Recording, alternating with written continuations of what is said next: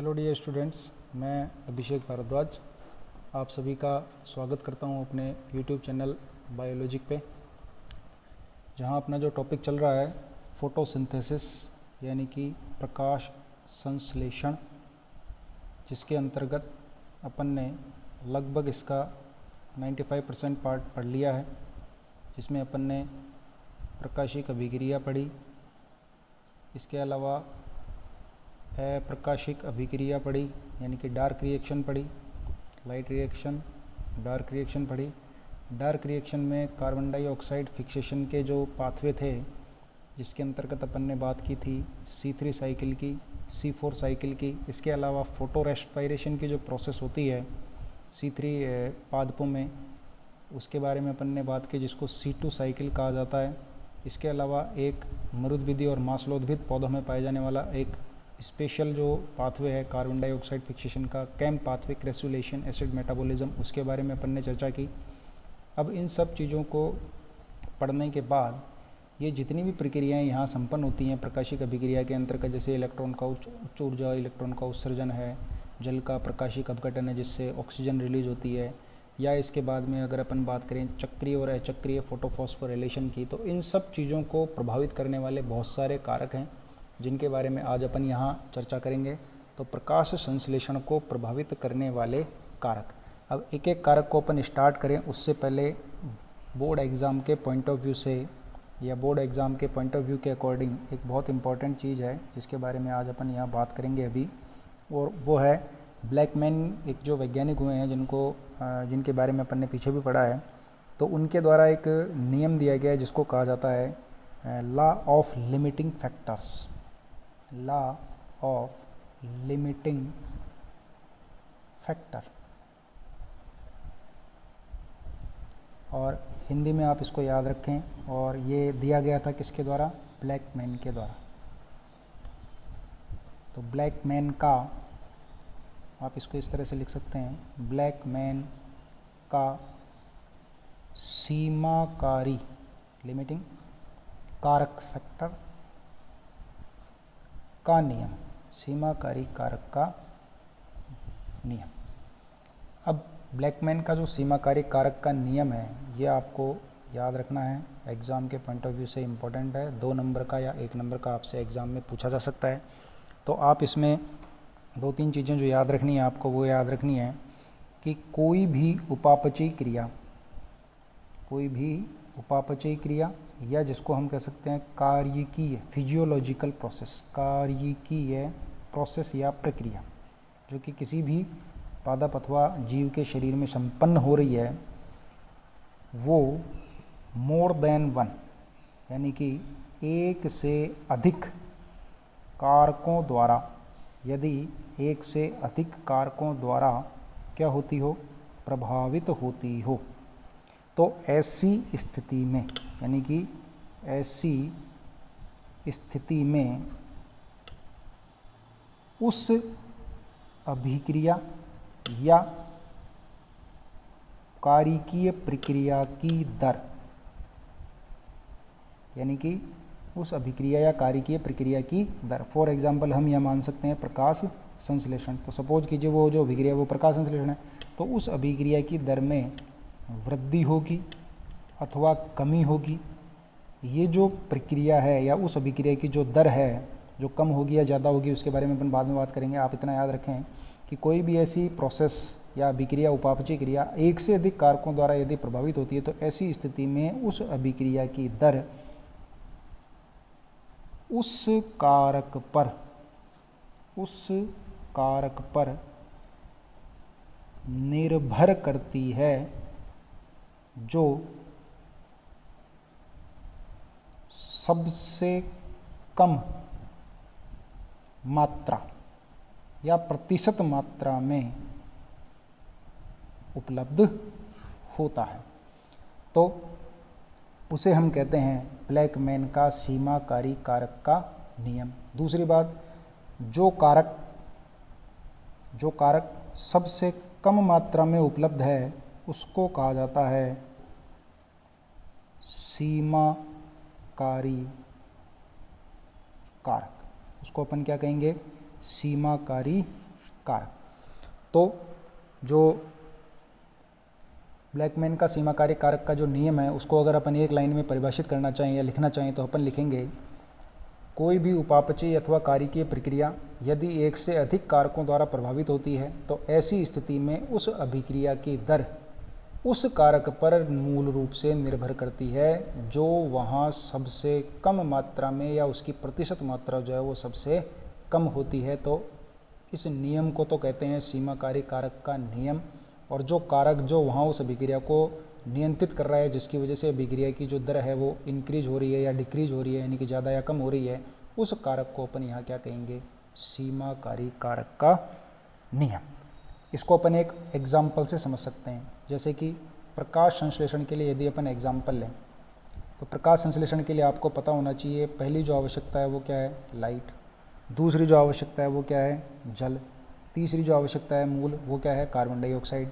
लेकिन उसके साथ साथ में यदि मान लीजिए टेम्परेचर, सपोज कीजिए लाइट उपलब्ध है, जल उपलब्ध है, कार्बन डाइऑक्साइड उपलब्ध है, लेकिन टेम्परेचर बहुत ज़्यादा लो हो जाए या बहुत ज़्यादा हो जाए, यानी कि इंक्रीज हो जाए, हाई हो जाए, तो ऐसी स्थिति में ये तीनों सीमाकारी कारक का काम नहीं करेंगे। यहाँ टेम्परेचर जो है वो किसका काम कर जाएगा, सीमाकारी कारक का काम कर जाएगा। क्यों? क्योंकि यहाँ पर टेम्परेचर के कारण जो एंजाइम्स हैं उनकी जो प्रोसेस है या उनकी जो क्रियाशीलता है वो निर्भर करती है। हालांकि सामान्यतः हम जानते हैं कि ज़्यादातर सामान्य परिस्थितियों में जो कार्बन डाइऑक्साइड है वो मूल रूप से, यानी कि जिसे हम कह सकते हैं मेजर रोल प्ले करता है या मेजर लिमिटिंग फैक्टर के रूप में कार्य करता है। क्यों करता है? क्योंकि जो कार्बन डाइऑक्साइड है उसका वायुमंडल में, यानी कि वायुमंडल में जो इसकी मात्रा है, प्रतिशत मात्रा जो है वो 0.3 से लेकर के 0.4 के बीच में होती है। तो ऐसी स्थिति में जो कार्बन डाइऑक्साइड है वो सबसे कम मात्रा में पाया जाता है। इसलिए यहाँ पर हम ये कह सकते हैं कि जो मूल रूप से किसमें प्रकाश संश्लेषण की जो मूल रूप से जो सीमाकारी कारक है, सीमाकारी कारक है वो कौन काम करता है, कार्बन डाइऑक्साइड काम करता है। तो यहाँ यदि अपन देखें, सपोज कीजिए दूसरी कंडीशन ऐसी है कि सपोज कीजिए लाइट उपलब्ध है, जल उपलब्ध है और CO2 भी उपलब्ध है। परंतु यहाँ इन तीनों की स्थितियों की अगर अपन बात करें, यानी कि सामान्य परिस्थितियों में अगर अपन बात करें तो लाइट भी प्रॉपरली अवेलेबल है, जल भी प्रॉपरली अवेलेबल है, लेकिन CO2 उपलब्ध तो है, लेकिन इसकी जो प्रतिशत मात्रा है वो सबसे कम है, यानी कि इसकी जो उपलब्ध मात्रा है वो इनकी तुलना में सबसे कम है। इसलिए सामान्य परिस्थितियों में, यानी कि नॉर्मल कंडीशंस में, जो कार्बन डाइऑक्साइड है वो यहाँ लिमिटिंग फैक्टर के रूप में कार्य करता है। अर्थात जिसे हम कह सकते हैं कि जो मतलब सीमाकारी कारक का ये कार्बन डाइऑक्साइड जो है वो यहाँ पर कार्य करता है। अब अपन बात करते हैं प्रकाश संश्लेषण को प्रभावित करने वाले कारकों के बारे में, जहाँ अपन नंबर 1 सबसे पहले यहाँ लिख देता हूँ मैं इधर से अलग से। नंबर 1 जो है वो है अपना लाइट, यानी कि प्रकाश। लाइट या प्रकाश के बारे में अपन पीछे पढ़ के आए हैं। सूर्य से आने वाला जो स्पेक्ट्रम है लाइट का, उसका विजिबल स्पेक्ट्रम, यानी कि केवल और केवल दृश्य भाग काम आता है। और दृश्य भाग का जो प्रक्रिया है उसके बारे में अपन ने एक टर्म पढ़ी थी जिसको मैंने इम्पोर्टेंट के रूप में आपको बताया था, PAR, फोटोसिंथेटिकली एक्टिव रेडिएशन, यानी कि प्रकाश संश्लेषी सक्रिय विकिरण वाले भाग में ही प्रकाश संश्लेषण की प्रक्रिया संपन्न होती है, जिसकी जो लैम्डा या जो वेवलेंथ की जो रेंज थी वो थी अपनी 390 नैनोमीटर से लेकर के 760 या 780 नैनोमीटर तक, जिसके अंतर्गत आने वाले जो प्रकाश की अलग अलग तरंगदैर्ध्य की जो किरणें हैं उनका अवशोषण किया जाता है वर्णकों के द्वारा और प्रकाश संश्लेषण की प्रक्रिया जो है वो पूरी की जाती है। लेकिन इसके साथ साथ अपने को यहाँ प्रकाश की गुणवत्ता, यानी कि उसकी क्वालिटी, जो कि सीधी सीधी PAR से रिलेट करती है। इसके अलावा उसकी इंटेंसिटी, यानी कि उसकी तीव्रता, इंटेंसिटी। इसके अलावा ड्यूरेशन ऑफ एक्सपोजर, यानी कि जो अपना पादप है उसको कितने टाइम के लिए लाइट पूरे दिन भर में अवेलेबल होती है। तो ये तीन चीज़ें हैं। गुणवत्ता के अंतर्गत PAR आ जाएगा, इंटेंसिटी कहाँ कब ज़्यादा है या कम है वो आ जाएगा। ड्यूरेशन ऑफ एक्सपोजर, जैसे कि 24 घंटे का जो टाइम पीरियड है उसमें से 8 घंटे अवेलेबल है, 10 घंटे अवेलेबल है, 12 घंटे अवेलेबल है या 16 आवर्स अवेलेबल है, समथिंग इस प्रकार की जो प्रोसेस हैं वो सब प्रकाश की जो कारक है उसके अंतर्गत अपन यहाँ बात करेंगे। लेकिन फिर भी अगर अपन बात करें तो यहाँ लाइट इंटेंसिटी जो है वो सबसे इम्पॉर्टेंट रोल प्ले करती है। PAR तो सीधा सीधा है, इससे कम की तरंग दैर्ध्य और इससे अधिक की तरंग दैर्ध्य में प्रकाश संश्लेषण नहीं होता। ड्यूरेशन में प्रकाश संश्लेषण की दर है वो मूल रूप से हालांकि इतनी अधिक प्रभावित नहीं होती, फिर भी जितनी ज़्यादा देर प्रकाश मिलेगा उतनी ज़्यादा देर प्रकाश संश्लेषण की प्रक्रिया संपन्न होगी। और अंत में अगर मान लीजिए कोई पौधा 8 घंटे के बजाय 10 घंटे प्रकाश संश्लेषण करता तो उसकी उत्पादकता भी क्या होगी, ज़्यादा होगी। लेकिन मूल रूप से जब तक अवेलेबल है उसमें अगर सबसे ज़्यादा प्रभावित करने वाला जो पार्ट है वो है लाइट की इंटेंसिटी। तो लाइट इंटेंसिटी की यदि अपन बात करें तो एक ग्राफ अपन यहाँ ड्रॉ कर सकते हैं, जिसमें इस तरफ और इस तरफ दो चीज़ें मैंने बताई हैं। इस तरफ तो प्रकाश संश्लेषण की दर यानी कि रेट है और इस तरफ है लाइट इंटेंसिटी यानी कि प्रकाश की तीव्रता। तो इनिशियल कंडीशन में सपोज कीजिए यहाँ से 0 है, अभी इनिशियल कंडीशन में जैसे जैसे लाइट इंटेंसिटी बढ़ाते हैं तो वैसे वैसे रेट भी बढ़ती है, लेकिन एक स्थिति तक जाते जाते जो रेट है वो बाद में स्थिर हो जाती है यानी कि कॉन्स्टेंटली मूव करने लगती है। तो यहाँ यदि अपन इसको 3 पार्ट में बांटना चाहें तो यहाँ से लेकर के आप देखेंगे यहाँ तक कंटिन्यू इंक्रीज हो रही है ए, यहाँ से लेकर के बाद में धीरे धीरे डेक्लाइन आ गया ये बी, और उसके बाद में एक सीधी लाइन चलती है उसको कहते हैं सी। तो अगर यहाँ अपन देखें तो यहाँ बढ़ा, यहाँ बढ़ा, यहाँ तक बढ़ा, यहाँ तक बढ़ा, यहाँ तक बढ़ा और यहाँ आकर के वो क्या हो गया, कांस्टेंट हो गया। तो इस हिस्से में जो फोटोसिंथेसिस की दर है वो लाइट इंटेंसिटी के साथ साथ इंक्रीज करने पर रेट भी क्या होती है, बढ़ती है। परंतु अगर हाई इंटेंसिटी यानी कि इससे ज़्यादा यदि अपन और भी लाइट की इंटेंसिटी को बढ़ाते हैं या ज़्यादा लंबे समय तक यही लाइट इंटेंसिटी किसी पौधे को अवेलेबल करवाते हैं तो ऐसी स्थिति में जो क्लोरोफिल है, जो कि मुख्य प्रकाश संश्लेषी वर्णक का कार्य करता है, जो क्लोरोफिल है उसका ब्रेकडाउन यानी कि अपघटित हो जाता है, यानी कि वो एक प्रकार से हम सामान्य भाषा में अगर समझना चाहें तो वो क्या हो जाता है, नष्ट हो जाता है। और ऐसी स्थिति में जो फोटोसिंथेसिस की रेट है या जो प्रकाश संश्लेषण की जो दर है वो बाद में क्या हो जाती है, कम हो जाती है। तो आपको प्रकाश के बारे में आपको ये याद रखना है। अब इसके बाद में जो नेक्स्ट या जो सेकंड जो अपना कारक है वो है CO2 कंसंट्रेशन यानी कि कार्बन डाइऑक्साइड सांद्रता। अब कार्बन डाइऑक्साइड सांद्रता के बारे में अगर अपन बात करें तो सीधा सा पीछे अपन ने भी यहाँ पढ़ा है, ये मुख्य सीमाकारी कारक का कार्य करता है। रीज़न सीधा सा है, percentage of carbon dioxide in atmosphere यानी कि जो वातावरण है या वायुमंडल है उसमें इसका जो परसेंटेज है वो है लगभग 0.03 से लेकर के, और यहाँ सॉरी ये इसको सॉल्व सही कर लेना आप, 0.03 है ये, 0.03 से लेकर के लगभग 0.04% के बीच में इसकी सांद्रता मानी गई है जो कि वातावरण में उपलब्ध रहती है। इनिशियल कंडीशन में यहाँ जो चीज़ आपको याद रखनी वो ये है कि इनिशियल कंडीशन में इसकी कंसंट्रेशन को इंक्रीज किया जाए। इंक्रीज कहाँ तक किया जाए, लगभग 0.05% तक अगर बढ़ाया जाता है तो प्रारंभ में प्रकाश संश्लेषण की जो दर है उसमें हम क्या देखते हैं, वृद्धि देखते हैं। लेकिन लंबे समय तक यही अगर व्यवस्था उपलब्ध करवाई जाए यानी कि 0.05% तक लंबे टाइम तक दिया जाए तो वहाँ विभिन्न प्रकार के जो एंजाइम्स डार्क रिएक्शन में भाग लेते हैं वो डैमेज हो जाते हैं, यानी कि वो सही प्रकार से कार्य करना बंद कर देते हैं। तो ऐसी स्थिति में जो यदि अपन देखें तो कार्बन डाइऑक्साइड जो है वो प्रारंभिक स्थिति में बढ़ा सकती है प्रकाश संश्लेषण की दर को, लेकिन बाद की परिस्थितियों में लंबे समय तक देने पर उसमें उसकी जो प्रकाश संश्लेषण की दर है उसकी वजह से क्या हो जाती है, कम हो जाती है। दूसरी बात ये कि अपन ने पीछे पढ़ा है C3 प्लांट्स और C4 प्लांट्स।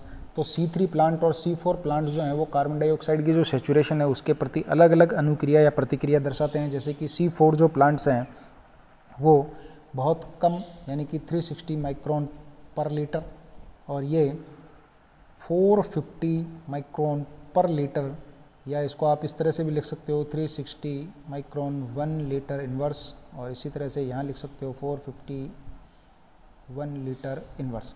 तो बात एक ही है, तक जा कर के संतुष्ट होते हैं या सेचुरेशन पॉइंट दर्शाते हैं, यानी कि संतृप्तता दर्शाते हैं। तो यदि अपन यहाँ देखें तो C3 की जो सेचुरेशन पॉइंट है वो C4 की तुलना में क्या है, ज़्यादा है। इसीलिए कुछ C3 पादपों को, यानी कि बहुत सारे ऐसे जो फसली पादप हैं या जो फल फूल वाले जो पौधे हैं, C3 पादपों को ग्रीन हाउस, याद रखें आप, कांच का बना हुआ एक घर जैसी स्ट्रक्चर होती है, उस ग्रीन हाउस में उगाया जाता है। ग्रीन हाउस में CO2 की जो सांद्रता है वो काफ़ी ज़्यादा होती है, जिसकी वजह से वहाँ प्रकाश संश्लेषण की जो दर है वो भी बढ़ती है, और ऐसी स्थिति में जो उत्पादन है, यानी कि जो प्रोडक्शन है, वो भी क्या हो जाता है, इंक्रीज हो जाता है। तो यहाँ C3 पादपों के रूप में ज़्यादातर जैसे कि टमाटर है, इसके अलावा शिमला मिर्च है, ये ऐसे कुछ एग्जाम्पल्स हैं जो कि अपने NCERT की बुक में भी दिए हुए हैं। तो वहाँ इनको CO2 की सांद्रता बढ़ा करके, प्रकाश संश्लेषण की दर को बढ़ा करके उत्पादन भी बढ़ाया जा सकता है। तो आप ये इसको याद रखें। अब इसके बाद में अगर अपन बात करें तो यहाँ नेक्स्ट जो आता है वो आता है नंबर 3, टेम्परेचर, यानी कि तापमान। जो तीसरा अपना जो कारक है वो है तापमान। तो जो तापमान डायरेक्टली हम सीधी सीधी अगर अपन बात करें तो जो डार्क रिएक्शन है, यानी कि जो अप्रकाशिक अभिक्रिया है, वो प्योरली एंजाइमेटिक है, यानी कि मूल रूप से एंजाइमों के द्वारा क्या की जाती है, उत्प्रेरित की जाती है। इसलिए यहाँ यदि अपन देखें तो जो तापमान है वो भी प्रकाश संश्लेषण की दर को क्या करता है, इफेक्ट करता है, यानी कि उसको क्या करता है, प्रभावित करता है।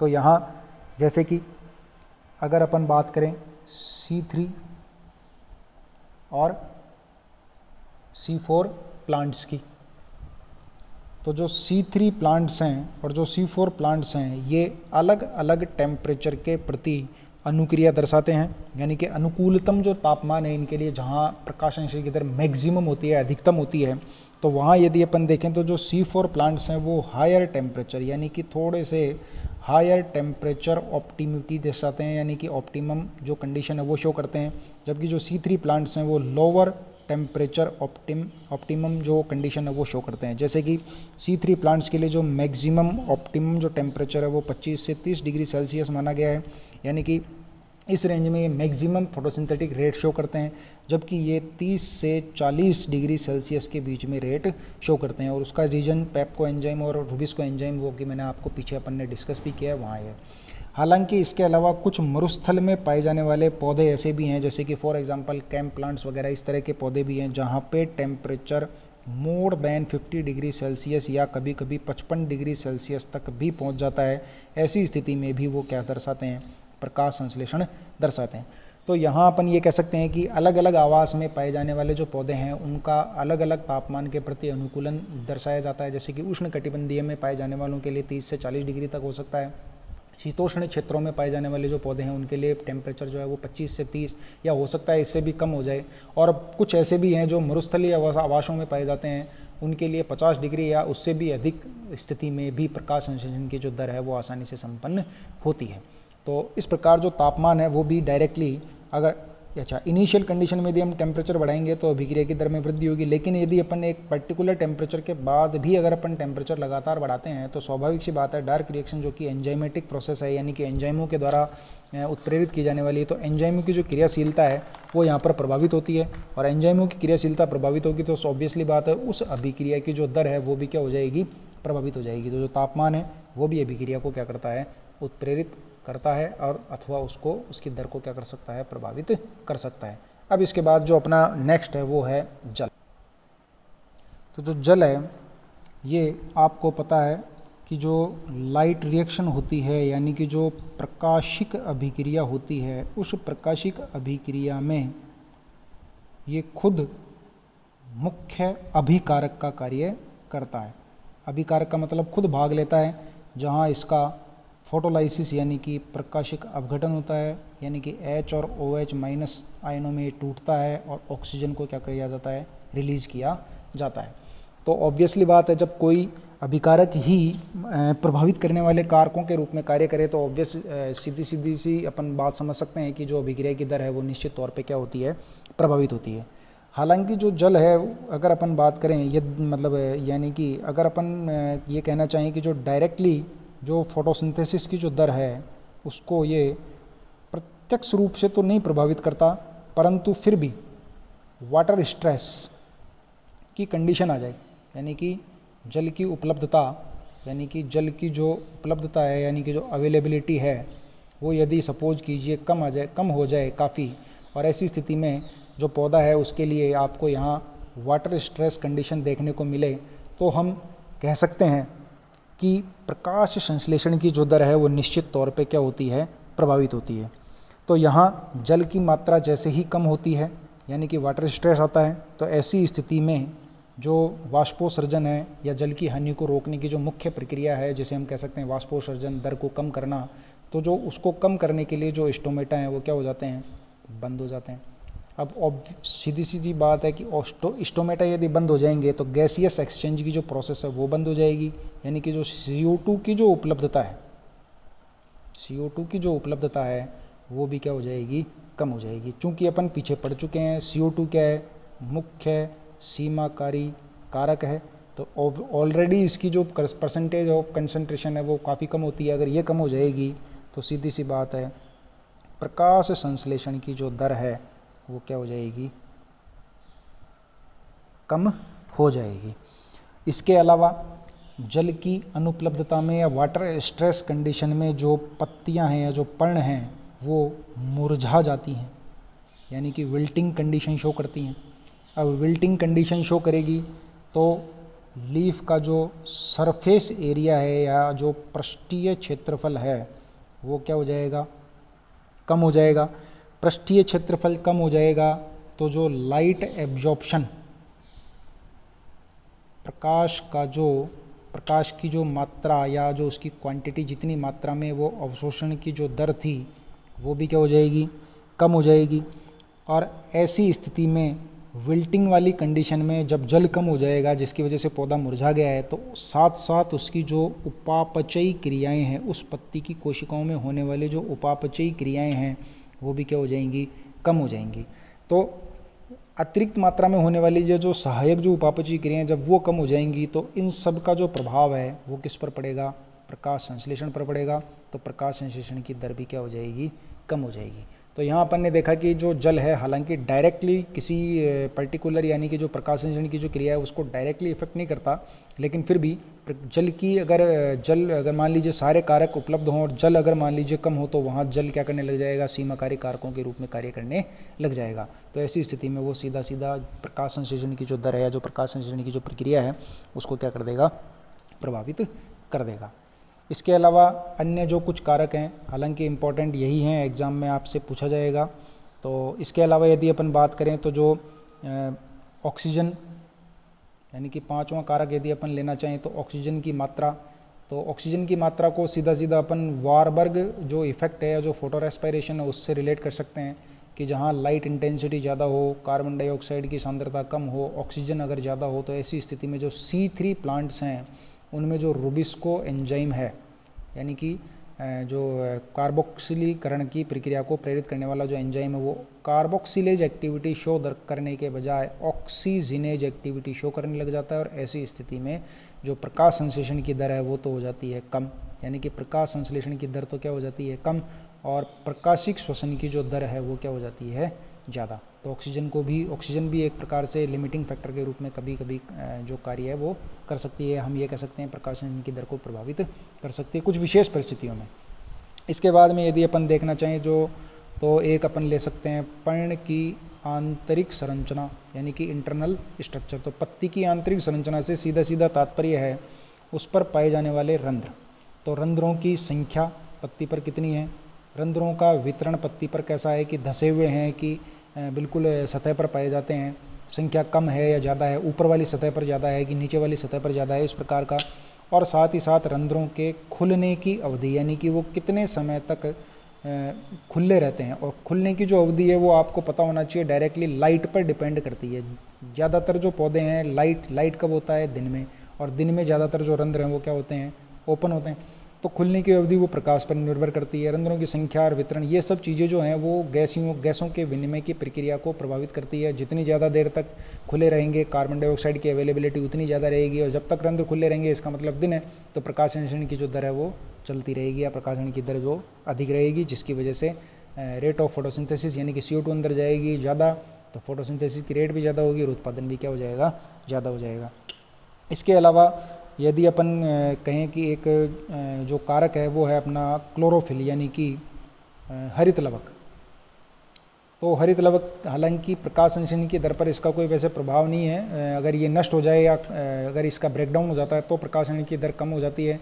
लेकिन फिर भी कुछ वैज्ञानिक मानते हैं कि यदि अन्य जितने भी कारक हैं, जैसे कि लाइट हो गया, कार्बन डाइऑक्साइड हो गया, टेम्परेचर हो गया, वाटर हो गया, यदि इनको सबको मानक माना जाए यानी कि एक आइडियल कंडीशन अगर उनको मान लिया जाए, और ऐसी स्थिति में यदि अपन क्लोरोफिल की मात्रा को बढ़ाते हैं या कम करते हैं, तो जो प्रकाश संश्लेषण की दर है वो बढ़ती है अथवा क्या हो जाती है, कम हो जाती है। तो आपको मेनली जो याद रखने हैं वो तो ये 4 कारक ही याद रखने हैं, जिसमें पहला आपको बताया गया है मतलब कार्बन डाइऑक्साइड, फिर दूसरा है लाइट, तीसरा है आपका जल, और जो चौथा है वो है टेम्परेचर। तो ये 4 मुख्य कारक हैं, हालांकि ये 5, 6, 7 आपको याद रखने हैं, एग्ज़ाम अपने सिलेबस में चूँकि दिए हुए हैं। अब इसके बाद बात आती है प्रकाश संश्लेषण का महत्व यानी कि सिग्निफिकेंस ऑफ फोटोसिंथेसिस यानी कि प्रकाश संश्लेषण का महत्व। अब प्रकाश संश्लेषण के महत्व की यदि अपन बात करें तो सीधा सीधा हिसाब है, प्रकाश संश्लेषण एक ऐसी प्रक्रिया है जो प्रकाश ऊर्जा को कन्वर्ट करती है रासायनिक ऊर्जा में। अब रासायनिक ऊर्जा में जो कन्वर्ट किया जाता है उसके रूप में अपने को ग्लूकोज मिलता है। ग्लूकोज आगे जा कर के विभिन्न प्रकार की मेटाबॉलिक प्रोसेस के थ्रू प्रोटीन में भी कन्वर्ट, फैट में भी कन्वर्ट होता है, बहुलक के रूप में स्टार्च में भी कन्वर्ट होता है। इसी के थ्रू फैटी एसिड्स वगैरह ये सब चीज़ें निर्मित कर दी जाती हैं, जो कि आगे जा कर के विभिन्न प्रकार के जो जीव हैं उनमें भोजन अथवा जो पोषण की जो प्रक्रिया है उसके रूप में कार्य करती है। तो स्वाभाविक सी बात है, प्रकाश संश्लेषण की जो प्रकाश ऊर्जा जो है उसको रासायनिक ऊर्जा में स्थिरीकृत किया जाता है, जो कि डायरेक्टली या इनडायरेक्टली सभी प्राणियों के लिए क्या रहता है, उपलब्ध रहता है। इसके अलावा प्रकाश संश्लेषण की क्रिया के दौरान O2 क्या की जाती है, मुक्त की जाती है। तो जितने भी प्राणी हैं वो सारे के सारे इसको श्वसन के रूप में क्या करते हैं, यूज़ करते हैं, या प्राणवायु के रूप में ये प्रयुक्त की जाती है। इसके अलावा यही ऑक्सीजन मॉलिक्यूलर रिएक्शंस के थ्रू O3 यानी कि क्या बनाती है, ओजोन बनाती है। ये ओजोन एक परत के रूप में अपने वायुमंडल में पाई जाती है, जो कि सूर्य से आने वाली यानी कि सन से आने वाली जो अपनी UV लाइट्स यानी कि जो पराबैंगनी जो किरणें हैं उनसे हमें सुरक्षा प्रदान करती है। तो इस प्रकार से जो प्रकाश संश्लेषण है वो अपने लिए या इस पृथ्वी पर पाए जाने वाले जो समस्त जीव हैं उनके लिए बहुत महत्व रखता है, और एक बहुत ही इम्पॉर्टेंट प्रक्रिया है, जिसके लिए हम ये कह सकते हैं कि अगर प्रकाश संश्लेषण इस पृथ्वी पर नहीं हो तो यहाँ पर जीवन संपन्न या जीवन जो है वो संभव नहीं है। तो इसके साथ जो अपना फोटोसिंथेसिस जो चैप्टर है प्लांट फिजियोलॉजी का वो यहाँ कंप्लीट होता है। इससे रिलेटेड जो क्वेश्चंस हैं वो आपको अवेलेबल करवा दिए जाएंगे, और यहाँ ये जो पूरे वीडियो जो आपने देखे इनमें किसी भी प्रकार की कोई भी चीज़ आपको अगर समझ में नहीं आती है या कोई चीज़ आपको मतलब कोई चीज़ आपको अगर कोई क्लियरिटी नहीं है तो आप कमेंट बॉक्स में डाल करके आप मुझसे पूछ सकते हैं, आपको आंसर ज़रूर दिया जाएगा। अब नेक्स्ट जो अपना चैप्टर रहेगा वो रहेगा रेस्पायरेशन यानी कि श्वसन, या जिसे हम सेलुलर रेस्पायरेशन कहें तो ज़्यादा बेटर रहेगा, यानी कि कोशिकीय श्वसन, जिसके बारे में अपन अगले वीडियो में चर्चा करेंगे। तो बने रहिए मेरे साथ। Thank you.